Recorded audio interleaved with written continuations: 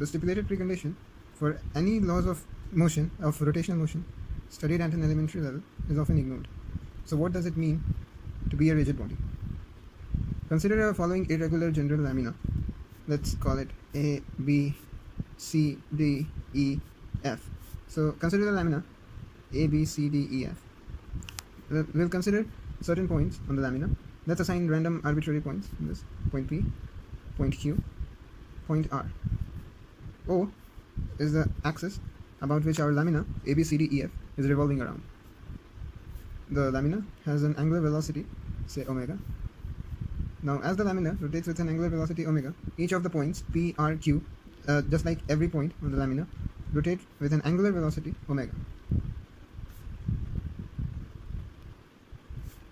So omega P equal to omega Q equal to omega R equal to all omega. That is, the angular velocity of each and every point on the lamina of each and every part of the two-dimensional surface rotates with the same angular velocity omega. But this is true only for a rigid body. But the aforementioned deductions are only applicable to a rigid body. These are not applicable to a non-rigid body. A non-rigid body, consider for instance a fluid.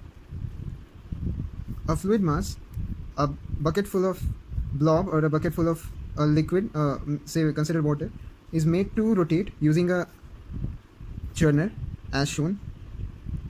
Now consider different points on the fluid, say X, Y, and Z.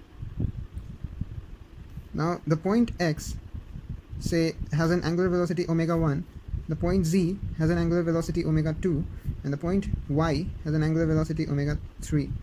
So for a non-rigid body, which is not just limited to, but includes for major part fluids, omega 1 needn't be equal to omega 2 and needn't be equal to omega 3. So for a non-rigid body, the points the points on the rotating lamina can have different angular velocities as shown. A fluid has various forces, a fluid has a stratification. There are various layers in between which there is action of a force akin to the frictional force called the viscous force, and these layers upon motion are hindered by the viscous force. Also, the essential force that exists between fluid layers is the cohesive force, the force that adheres like molecules of a fluid together. The subtle interplay of the cohesive forces and viscous forces ensures that the different parts of the fluid move at different angular velocities upon rotation, although this is not a necessary condition. In the real world, no body can be deemed to be perfectly rigid, although most solids commonly encountered are convincing imitations of a rigid body.